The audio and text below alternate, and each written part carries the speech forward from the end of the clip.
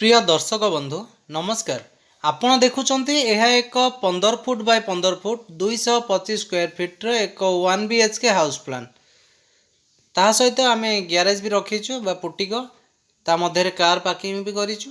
आपण देखि पारुथिबे ए होची एक प्लान जार एरिया हेउची 225 स्क्वायर फीट। आपण देखुचंती ए होची 3D प्लान। ए प्लान टी आपन केमिति लागुची मतामत निश्चय देबे। किंतु ता पूर्व फ्रेंड जदि आपण आम चैनल को आज नुआ देखुचंती किंबा सब्सक्राइब करना तेबे सब्सक्राइब कर दियंतु एवं तळे थिबा बेल आइकन को प्रेस कर दियंतु। या पर आमे जो वीडियो अपलोड करिवो आपन नोटिफिकेशन मिलि जिवो एवं आपण आम वीडियो को देखि परिबे। हमर एही चैनल रे आमे सब कंस्ट्रक्शन रिलेटेड वीडियो अपलोड करथाउ। तो आपण जेतबेले घर तैयारी करिवे आपण पई सुविधा हबो।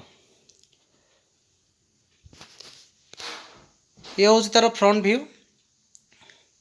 ये तो केवल रूफ लेवल जाए नहीं बा छात लेवल जाए ता तल को देखी पार्टी आप छात पर तो आम किसी डिजाइन भी करना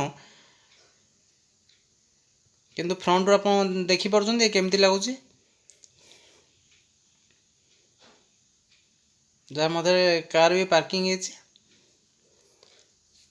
15 फुट बाय 15 फुट रो ये घर प्लान। प्रथमे आम भीतर को माने प्रथम मेन गेट ता सहित गोटे विंडो भी अच्छी। मेन गेट एंट्री कला पर आपण पाउछ लिविंग एरिया जाकि आपण ता मझे आम डाइनिंग टेबल भी सेट करिछु ता सहित सीढ़ी जहाँ राइट साइड देखुछन गोटे डोर सेटा होची kitchen. Right side door T kitchen एबे देखि पारथु ये होची किचन रूम टी। ये जो छोटे रूम टी देखुछन ये होची किचन।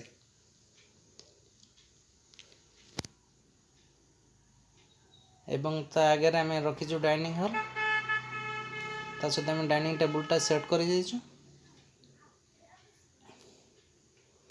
किचन गोटे झरका भी पाउछन। गोटे छोटी जगार गोटे भल प्लान टी करने आम चेष्टा करिछु। ता सहित आपन देखुछन ये जो बेडरूम ता सहित अच्छी गोटे टॉयलेट गोटे बेडरूम सहित गोटे टॉयलेट भी अच्छी। 15 फुट बाय 15 फुट रे आपन पाउछन गोटे bedroom living area kitchen toilet सीढ़ी आ एक्स्ट्रा जगह किसी नवा पड़ो आपको जदि आप गैरेज बा पुटिए करेंगे पार्किंग जहाँ भी करेंगे किसी एक्स्ट्रा जगह नवा पड़ो आपको देखुं बाहर व्यू ये सब आउटसाइड व्यू। प्रति जगार आम झरका रखी बेडरूम में 2टी झरका बा विंडो एवं किचन में गोटे टॉयलेट गोटे वेंटिलेटर एवं आपणकर लिविंग रूम रे गोटे विंडो भी अच्छी।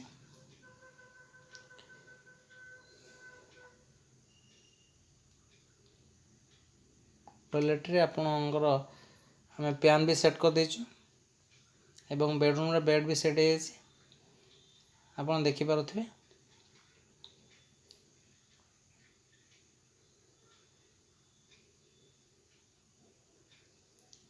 प्लान टी आपको केमिति लागुच मतामत निश्चय देवे कहीं गोटे छोटिया जगह आम भल प्लान टे करिछु। 15 फुट बाय 15 फुट रे याठर अधिक आशा करिया भी ठीक नुहे।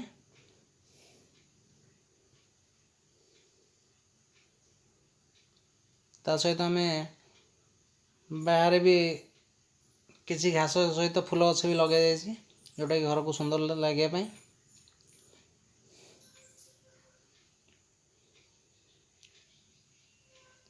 आमर यही चैनल आम सब कंस्ट्रक्शन रिलेटेड वीडियो ही अपलोड कर जहाँ मध्य आम घर प्लान प्लस कंस्ट्रक्शन विषय आम किसी वीडियो अपलोड कर जहाँ हूँ केमी छात पकेबा बा केमिति रड वाइडिंग करवा जोड़े केमिति करवा इटा केमी जोड़वा बा क्यों रड दबा क्यों साइज पिलर देले ठीक है से विषय में आम वीडियो अपलोड करता वास्तु अनुसार केमिति घर करवा दरकार ता आम वीडियो अपलोड करता। आप जदि आम चैनल को एमती देखुवे जिते आप घर तैयारी करेंगे तो आपंपाई निश्चय सहज हो किसी नॉलेज मिल जाए आपन को। जदि आप घर प्लान दरकार आप जो घर करने चाहते जदि आपन घर प्लान दरकार तो आपन हमको कमेंट करंतु आमे आपन प्लान टी भी तैयारी करि देबो।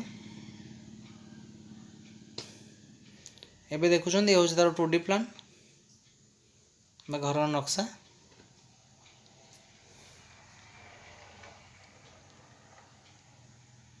ये हो से 2D नक्शा जो प्लान टी आमे देखुतले बे 3D मॉडल जे घरटी देखुतले ये होछ तार 2D नक्शा।